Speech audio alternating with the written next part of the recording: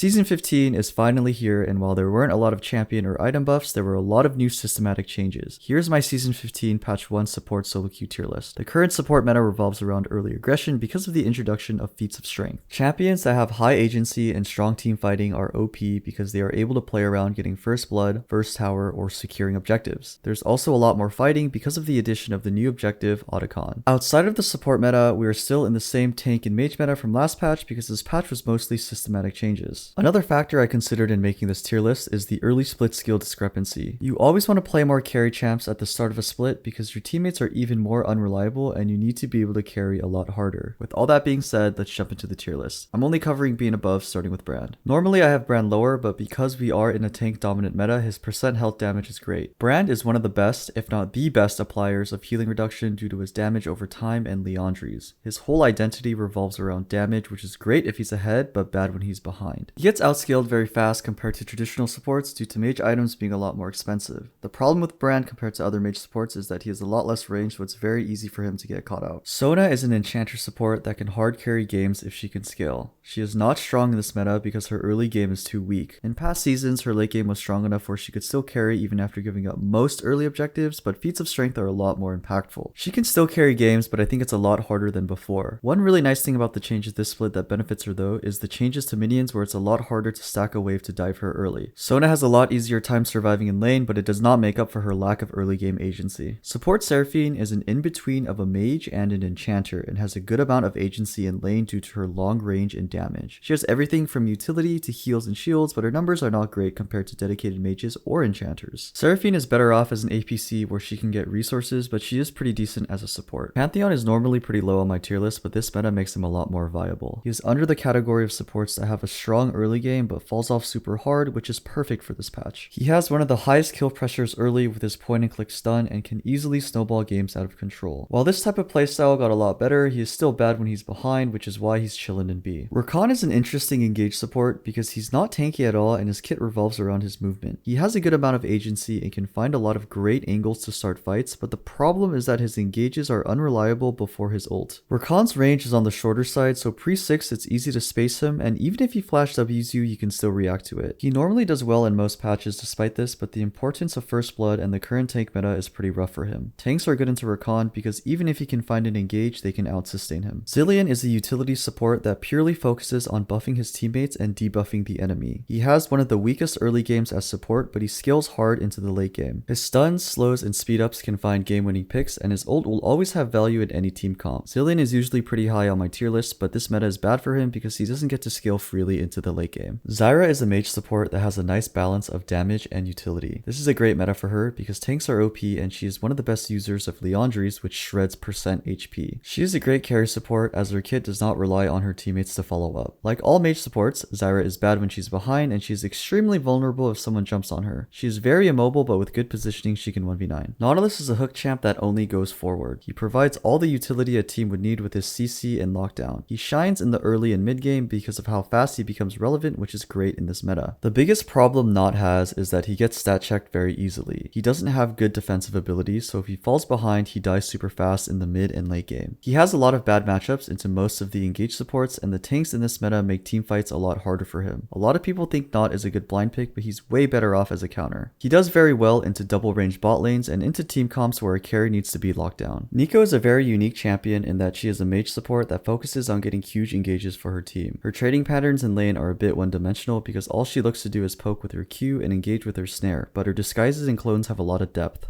Neeko suffers from the classic mage problem of being bad when she's behind, but it's even worse for her because she throws herself into the front line. She's not very popular, but I think she has a lot of potential due to her deceptive gameplay and the chaos in solo queue. Tahm Kench is a bruiser support that has a lot of damage, is very tanky, and can peel for his carries. He had 2 nerfs back-to-back in 14.23 and 14.24, but he is still a strong champion. He is one of the few melee supports that can actually solo carry and stat check enemies if he gets super ahead. TK's Q and W are moderately easy to dodge, so it's easy to neutralize as a lane. He gets outscaled fast, and being behind on TK is problematic because he builds Heartsteel, which is a 3000 gold item. Elise is a hybrid champion that can switch between a ranged mage and a melee assassin. Despite her big nerfs in 14.24, where her base health was reduced, she has been seeing a lot more popularity in the support role. Regression allows her to thrive in this meta as her early accessibility to her ult gives her a lot more options and opens up more plays. Like most niche champions, she is a great blind pick because most people don't expect her to be support and don't know how to play into her. She has all the tools and damage you need to get ahead and to carry games, but like most damage-oriented supports, if she falls behind, she becomes super weak. Alistar is a melee support that specializes in engaging and peeling with his point and click CC. He differentiates himself from other tank supports in that he can just straight up face tank an entire team and live due to the damage reduction from his ult. He is amazing this meta because of how fast he becomes relevant in games. His biggest weakness is that he is short range and can be abused in lane, so he's not good as a blind. While Alistar is not good into a lot of the range supports, he does well into most of the meta engaged supports, so he's better off as a counter pick. Renata is an enchanter whose gameplay revolves around punishing dive comps. I was a little hesitant to put her up this high because she needs a lot of setup and is hard to synergize well with your teammates in solo queue, but I think she has a lot of things going for her this meta. If you pick her with an auto-based AD carry into a heavy dive comp, which is a lot more common this patch, you can make it impossible for the enemy team to play. She's bad if she doesn't have anyone to buff and can't do much into poke comps that outranges her and that doesn't have to commit to fights. Leona is an engaged support that focuses on locking down enemies with her multiple stuns. Her strong point as a support is that she naturally gets a lot more resistances compared to other tank supports, which allows her to win in a lot of matchups. Leona's power curve is smooth, where she is strong at most points early and can fight well even before 6, which is why she's a lot better this meta. Her biggest weakness is that she has relatively short range and her flash combo is unreliable. She's best as a counter into hook champs rather than a blind pick. Soraka is an enchanter support that excels at healing and keeping her team alive. She has a lot going for her this patch as she is one of the most aggressive laners, does well with and into tanks, and has a new rune that is extremely OP on her. I generally rate Soraka decently high because she's an enchanter that doesn't need a lot of setup from her team to do well. Heals will always benefit any champion, allowing her to do well in most comps. Soraka is best into enemy comps where there's a lot of frontline as her kit revolves around landing Qs and healing. After Velkoz received buffs in 14.22, I think he is the current best mage support. He is one of the only supports that has true damage and is among the best users of the new rune Axiom Arcanist, which is perfect in this tank meta. Velkoz can be an extremely oppressive laner, but he is a bit hard to play because he needs to have the angles for his max potential. His weakness is the same as any other mage in that he's bad when he's behind and is very immobile, but when played well he can easily take over a game. This is probably the lowest I've put Bard in a tier list, but I have him in mid A because a lot of his counters are currently meta. I thought Bard would be great this patch because there's a lot of objective fighting and Bard is one of the best roaming champions, but his weak laning phase is being exploited a lot harder, making him drop a tier from his usual S. I think that turret fortification damage being lowered from 85% to 50% also makes him a lot worse because now you get punished a lot harder for perma roaming. I have no doubt though that there's going to be some new ridiculous build for him later in the season and he will bounce back to S in no time. Blitzcrank is a hook champ who is different from the other hook champs in that he completely brings the enemy to a standing position. This not only allows him to find a lot more angles, but it also makes it so that he isn't throwing himself in the middle of a teamfight like Nautilus. He is a great counter pick into double range bot lanes but can struggle into a tank heavy team. As a result, he is better off as a counter pick than a blind pick. You can never count Blitzcrank out even when he's behind because all he needs to do is land that one game winning pick. Braum is a melee support that focuses on peeling for his team. He has the special ability of blocking projectiles and is one of the tankiest supports as his E gives him damage reduction. When paired with an auto-focus AD carry and played into another melee support, you pretty much auto-win lane. Braum is never a good blind pick because he does need that setup, and if he plays into a double range bot, he can have a hard time. Lulu is an enchanter support who specializes in buffing her team and peeling her enemies. She is best with an auto-focus AD carry and into front-to-back comps. Mages in the ADC role are currently a lot better, but I feel like when an auto-based AD carry is paired with Lulu, they become great again. Like Braum, she does need setup for her to excel, but in the right drafts, games feel very easy to win. I would not recommend picking her blind because a lot of her power is taken away if she is picked with a non-auto AD carry and she has a decent amount of bad matchups. Taric is a hybrid enchanter melee support that excels in protecting allies with his utility and buffs. He has a one-of-a-kind playstyle where he can frontline and outsustain other tank supports due to his resistances, healing mechanic, and invulnerability. Like Braum, Taric should only be picked as a counter into good matchups, which are almost all hook champs and most melee supports. He also has a hard time into range supports, which is why he should never be blind picked. Nami is the jack of all trades enchanter in that she has everything from CC to buffs to heals. She synergizes the best with caster champions, which is perfect in this mage meta. She is one of the best blind picks as support because of how versatile her kit is and can fit into most drafts because her abilities work well with most champions. Although Nami has a lot of tools to deal with most matchups, she is bad into hook champs because of how immobile she is. Kicking off S, we have Karma. She's a mix of a mage and an enchanter that has a nice blend of damage and utility. In the past, she's always had the problem of win game lose lane, but this patch it feels like she can finally take her lead and close out games. Karma is a great blind pick because in most matchups she can still get lane prio. Her biggest weakness is that she does fall off compared to most enchanters and is bad into hook champs because if she has an angle for Q, they have one as well. Overall, she feels like the strongest she has ever been. PSA, Axiom Arcanist is bugged and does not work with her RQ. Thresh is the most well-rounded hook champ who has an amazing design. All of his abilities can be used offensively and defensively, which allows him to adapt to almost any scenario. Due to this, he is a great blind pick and can fit well into most team comps. I will almost always have Thresh in high tier because when he is played to his potential, he is limitless. He is the only ranged hook champ which allows him to have prio and lots of agency early. Maokai is a tank support that focuses on engaging and locking down areas. He isn't as tanky as most of the other supports, but his engages are unmatched. Maokai can decide when he wants to fight from very far because of the range of his ult and the follow-up after his point and click CC. This skirmish heavy meta sets up Maokai for success because he can set up fights very well, and because there's more fighting for objectives, his saplings become even more annoying. Although his pre-6 range is relatively short, he is still a good blind pick because his flash engage all-in is guaranteed and he has a good kit to deal with engage supports that stat check him. Senna is one of the most unique range supports in that she can either go an AD damage oriented build or an enchanter build. She received nerfs in 14.21 where they nerfed her armor, which was pretty huge, but she is still super strong. I think the blood petals that were introduced this split that gives EXP and adaptive force makes Senna very OP